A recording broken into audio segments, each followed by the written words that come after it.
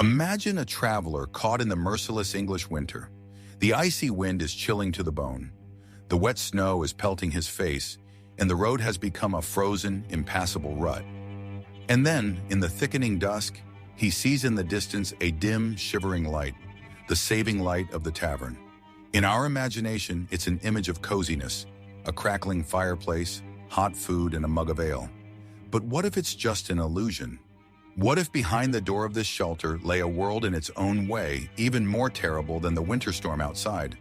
A world where you had to fight for a place by the fire, where the food was rotten and the air was so stale and smoky that it made you cough, where the cold came not only through the gaps in the walls, but also from the icy floor and the wet, rotting straw underfoot.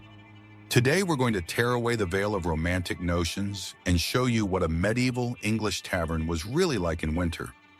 It was not a place for fun, but a desperate attempt to survive, a trap where the external threat of cold was replaced by internal threats of disease, violence, and suffocation. Prepare to be immersed in a world where the only alternative to freezing to death in a field is to spend the night in a crowded, smelly, and dangerous room. This is an account of why warmth in the Middle Ages had its own, sometimes very terrible price. For the weary traveler who had spent hours trudging through the blizzard wall on the frozen, deserted road, the dim, shivering light of the tavern in the thickening dusk was more than a landmark. It was a beacon of hope, a promise of salvation. He promised three main things that were becoming synonymous with life: protection from the bone-chilling wind, warmth from the hearth, and perhaps a bowl of hot broth. In his imagination, this was the place where the suffering of a long day would finally end. However, after gathering his last strength and waddling to the snow-covered door, the traveler often changed from one hostile environment to another. The hope of coziness and comfort was shattered by the harsh reality as soon as he crossed the threshold. The first thing that greeted him was not a wave of heat, but a physical assault on the senses. The thick, acrid smoke from the central hearth, which hung beneath the low, smoky ceiling in a thick, oily veil, was blowing into his nose and throat, making his eyes water instantly and his lungs clench in an agonizing cough. Instead of the clean, frosty air, he was enveloped in a heavy, foul odor, laced with dozens of disgusting scents. The stench of unwashed, sweaty bodies, the sour smell of wet, stale wool, the pungent smell of musty ale, rotting straw from the dirt floor, and, of course, the ubiquitous aroma of burnt fat and burnt porridge. Instead of peace and quiet, he was deafened by drunken shouts, coarse, guttural laughter, arguments over a game of dice, and the incessant, hacking coughs of the other lodgers throughout the room. The warmth he longed for was an illusion. It was concentrated only in a small, privileged circle around the fire, and that place, of course, was already crowded with those who had come earlier or had more rights. In the rest of the hall, especially at the entrance, the same icy drafts swept through, and the stone or earthen floor had a grave chill that made his feet cold. The tavern didn't keep out the cold entirely.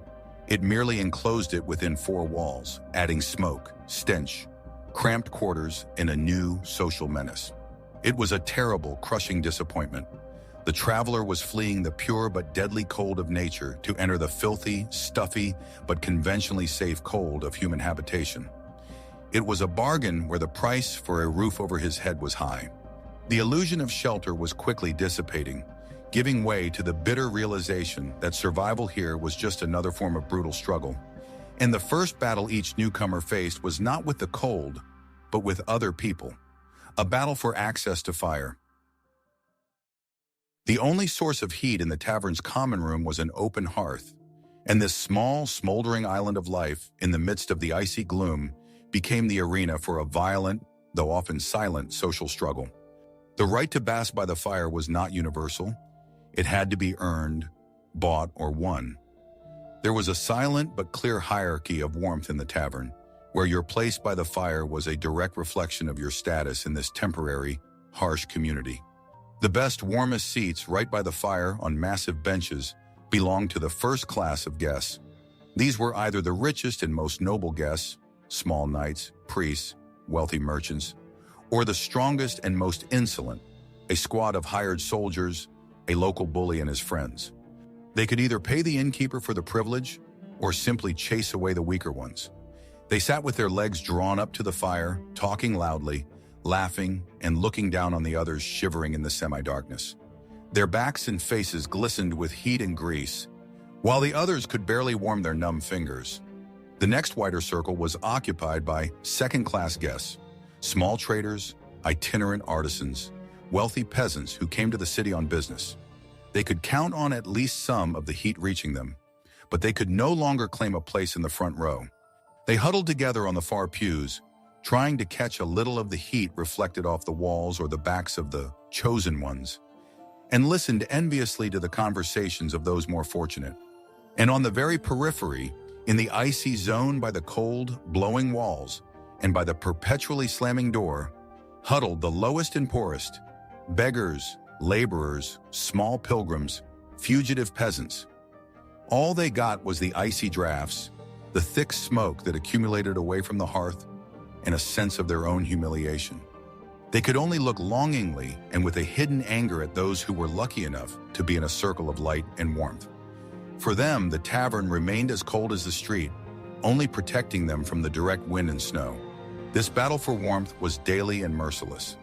When a newcomer entered the tavern, he had to instantly assess the situation by his clothes, manners, and the looks of the others, and understand his place.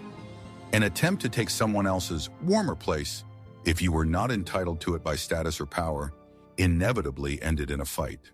Warmth was currency, status, and power. And this cruel hierarchy clearly demonstrated that even in the common misfortune of facing winter, people were not equal. But even those who managed to win a place by the fire had to face another enemy, the taste of winter itself. The winter menu in a medieval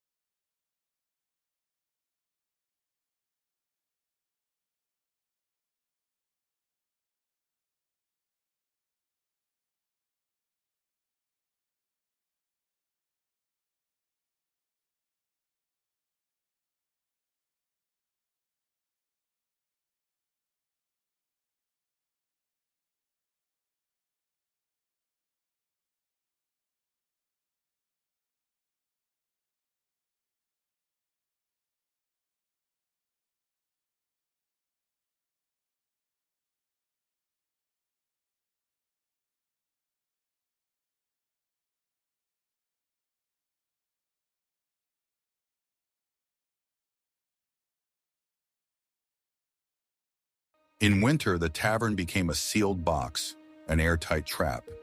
In order to preserve every bit of precious warmth, the owner and guests plugged every crevice through which the icy wind could penetrate. The window openings were closed with massive wooden shutters and additionally covered from inside with old, dirty sacks, skins, or pieces of felt. The door was also sealed around the perimeter with moss and soot, and a heavy curtain was hung at the entrance. As a result, air circulation was practically stopped.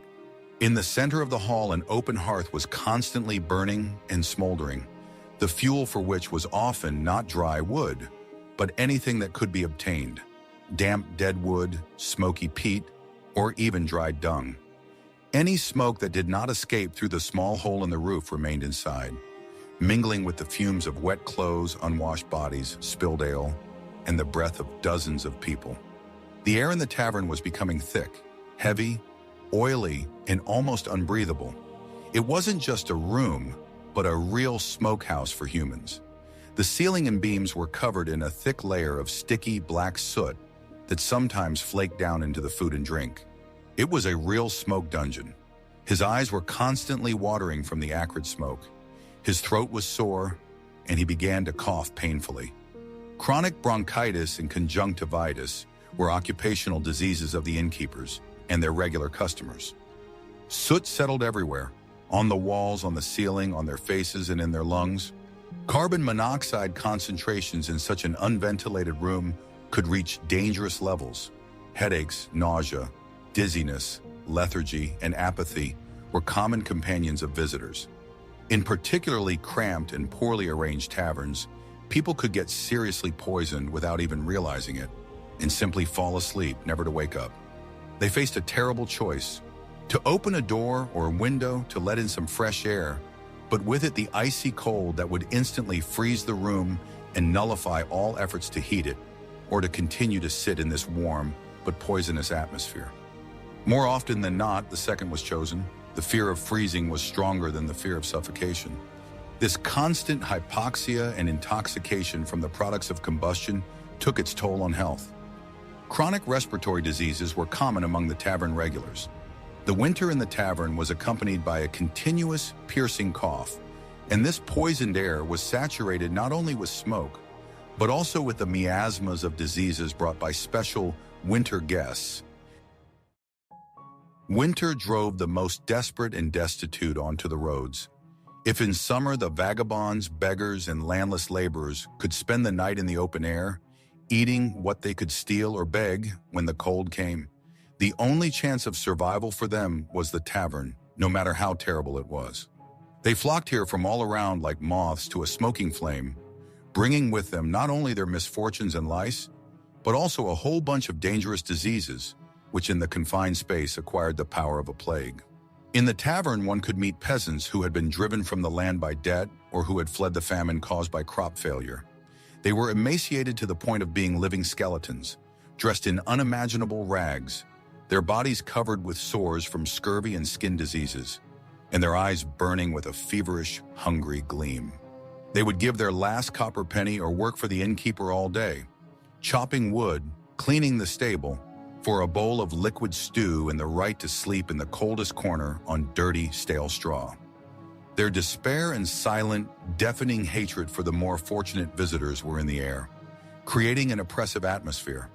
They were joined by demobilized soldiers left destitute after another military campaign, cripples displaying their mutilations in the hope of alms, beggarly, wandering monks expelled from their orders for drunkenness or heresy, and fugitive criminals for whom the tavern was a temporary refuge from the noose of the gallows.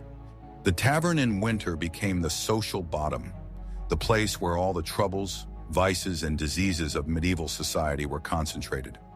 For an ordinary traveler with a little money or food supplies, such a neighborhood was extremely dangerous. A hungry and desperate man with nothing to lose was capable of anything, and stealing a purse or even killing for a piece of bread was commonplace here. These winter guests were walking carriers of all kinds of infections. Lice, fleas, and scabies were their constant companions, and the parasites quickly spread to the new guests in the common bedroom. But much worse were the winter diseases, what today we would call influenza, pneumonia, bronchitis, and in those days could be tuberculosis, consumption.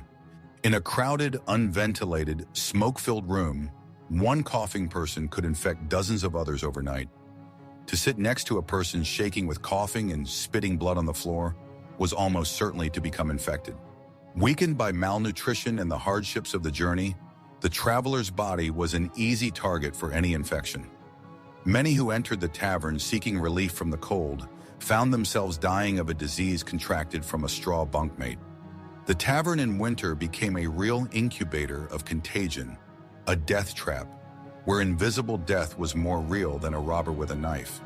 And if the daytime was at least a distraction, then with the endless winter darkness came the most difficult and dangerous time, the time when human vices flourished in full force. Winter nights in medieval England were not just dark, they were endlessly, unbearably long. The daylight hours were short, and after sunset, around 4 o'clock in the afternoon, people had an enormous amount of time before dawn to occupy. In the cramped, stuffy, and crowded tavern, this forced idleness, fueled by cheap, murky ale, often had explosive consequences. Boredom was as much an enemy as the cold, and it drove people to the wildest acts. The main entertainment, and at the same time a way to earn or lose the last penny, was gambling. First of all, dice. Simple, made of bone or wood.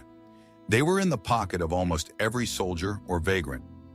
A group of men would gather around a makeshift table, an overturned barrel, or simply on the trampled floor, and the game would begin. They gambled for money, for things, for food, for the next sip of ale. The stakes were small, but the excitement was enormous. The game was often accompanied by shouting, swearing, mutual insults, and of course, accusations of fraud, which were not always groundless. Disputes over dice were the most common cause of fights in taverns. Heavy fists, wooden cups, benches, and of course, the knives everyone had. In a confined space among drunk and irritated people, a drunken brawl could instantly escalate into a bloody stabbing with several victims. The innkeeper and his servants, fearing for their lives, were not always able or willing to intervene, preferring to wait until it was all over and just dump the bodies outside. In addition to dice, various board games like Nine Men's Morris, checkers, or the primitive cards that were beginning to appear. But these too were often the occasion for conflict. The long, dark night, alcohol, boredom, and general irritation caused by the cramped, smoky, and uncomfortable conditions created an incredibly tense, explosive atmosphere. The psychological pressure was immense, and any trifle, a careless word, a slanted glance, an accidentally spilled ale, could be the last straw and led to an explosion of violence. Sometimes, to break the boredom, someone would belch out a song, usually coarse, soldierly, or bawdy, full of obscenities. The others picked up on it, but even singing could end in a quarrel if someone didn't like the repertoire or the performer. Another entertainment was stories. A visiting pilgrim might tell tales of holy places, a soldier of battles, or a local villager a frightening legend of a ghost in the neighboring swamp. These stories, told in the semi-darkness to the howling of the wind, further thickened the atmosphere of superstitious fear. In such an environment, surviving meant not only staying warm, but also having the luck and intuition to notice an emerging conflict in time to stay away from it. And this threat came not only from people, but also from the conditions of the main asset of any traveler, his horse. For many travelers, especially merchants, knights, messengers, or prosperous farmers, their horse was not just a means of transportation, but a capital asset, a working tool, and a comrade in arms. It was worth a fortune. To lose a horse in winter, far from home, was tantamount to disaster, often meaning ruin or even death from hunger and cold. And the stables of a medieval tavern were often as horrible and dangerous a place as the inn itself, presenting another harrowing ordeal for the traveler. The stables, or rather simple barns, were cold, wind-swept structures with earthen floors and leaky thatch roofs.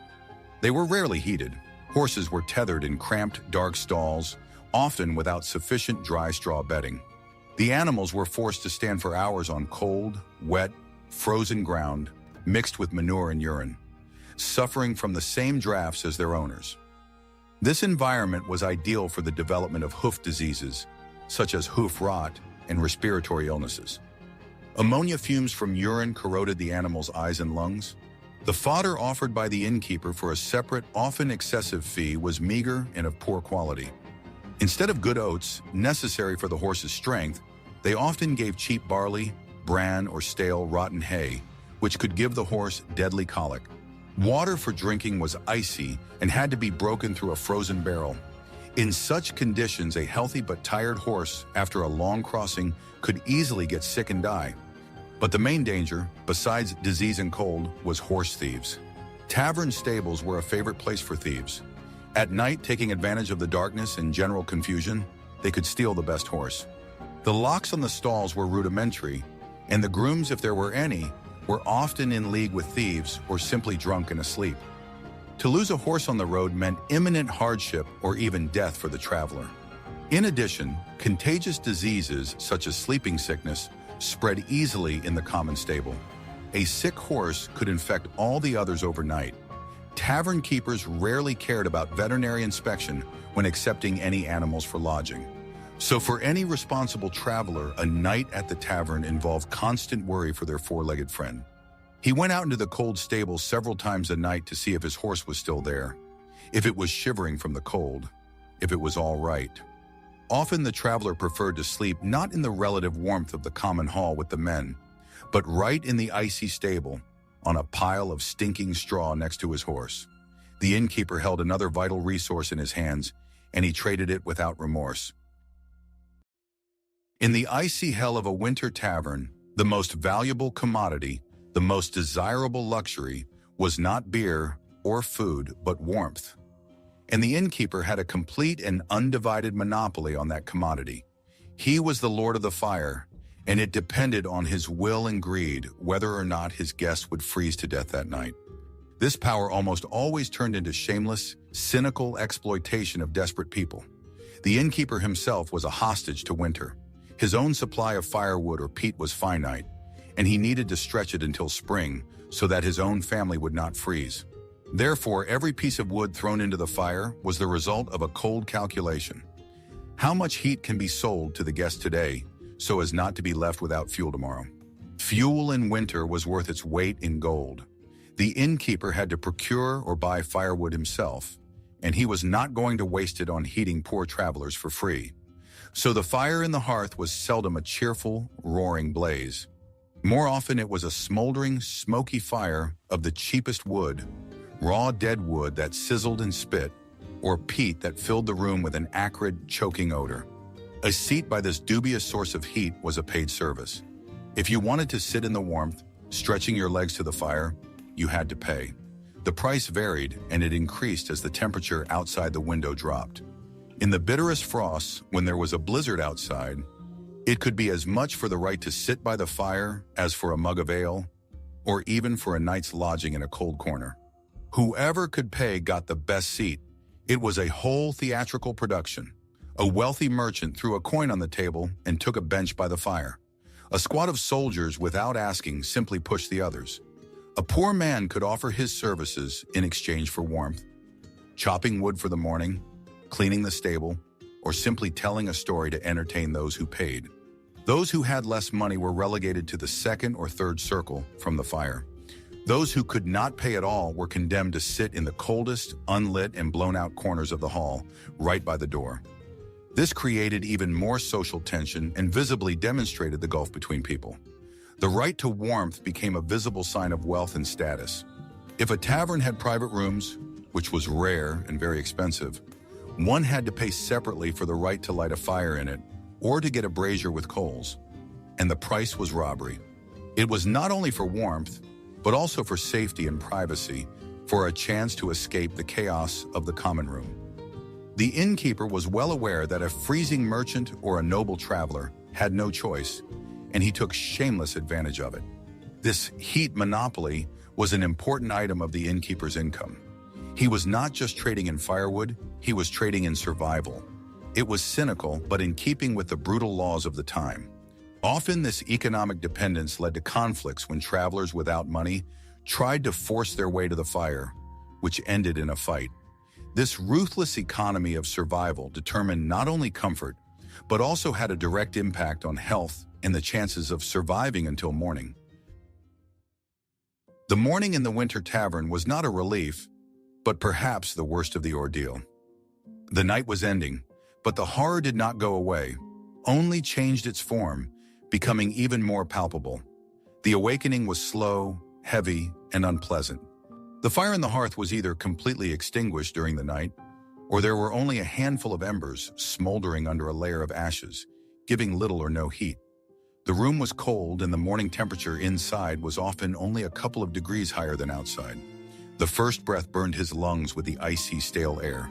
The air was thick, cold, and damp from the breath of dozens of people. There was a thick layer of frost on the walls and ceiling, which at the first sign of morning warmth began to melt, dripping icy, dirty drops on the sleeping people. The water in buckets and tubs was covered with a thick crust of ice, which had to be broken with the handle of a knife. Getting up from the rotten, damp straw, which had absorbed moisture from breath, sweat, and melted snow from their clothes overnight, was torture. Their bodies were stiff, their joints ached unbearably from the cold, and the clothes they slept in were damp, cold, and clammy. They had to get ready for the road again, forcing themselves to move through the shroud of apathy and physical malaise. The first thing everyone awake did was to huddle around the hearth, watching the innkeeper or his servant grumbling as they tried to fan the fire from the last smoldering embers. This process could take a long time, and all the while people stood shivering, enveloped in their own steam. To put on the frozen leather shoes, stiff as wood, was a separate torment. They had to be kneaded and warmed by a fire that was barely burning. Breakfast, if there was money left over, consisted of a piece of stale bread, hard as stone, and a mug of ice-cold, sour ale. Hot food in the morning was only a dream, for making a fire and cooking the stew took time and expensive wood, which the master saved for the evening warmth trade. Then you had to go to the icy stable to check on your horse, hoping it hadn't gotten sick overnight and been stolen. Getting the frozen, shivering animal out, putting on the icy, stiff harness, all of this required a tremendous amount of effort. And finally, having paid off the scowling innkeeper, who was billing for all the pleasures, to go out into the cold again, in the howling wind, on the frozen, dangerous road, feeling even more tired, sick, and empty than the day before. The morning in the tavern did not offer a sense of rest and recuperation. It only emphasized that the night was only a short, painful respite in the endless struggle for survival. It was not an awakening to a new day, but to a new round of misery, and his only thought was to live to see the next tavern as horrible as this one. So we opened the heavy door of a medieval English tavern in winter and saw a world far from romantic fantasies. It was not a cozy haven, but a harsh, dangerous, and frankly horrible concentrate of all the ills of that era. Cold, hunger, disease, filth, smoke, violence, and fear. This is what really awaited the traveler behind the sign with the image of a boar's head. The tavern was not a place of rest, but a place of survival where everyone fought for himself. It was a mirror of a cruel time where human life was cheap and comfort was a pipe dream. But it was the existence of these, albeit terrible, islands of civilization that allowed people to travel, to trade, to fight. In short, to maintain life in the country. By studying this unpalatable truth, we better understand the incredible resilience and endurance our ancestors possessed. Their ability to survive in such conditions inspires not only shudder, but also respect. If you are interested in this dive into the harsh reality of medieval life, and you want to know more about how people really lived, loved, and suffered in the past, give us a like and subscribe to our channel. There are many more stories ahead of you, tearing the veil off the historical myths.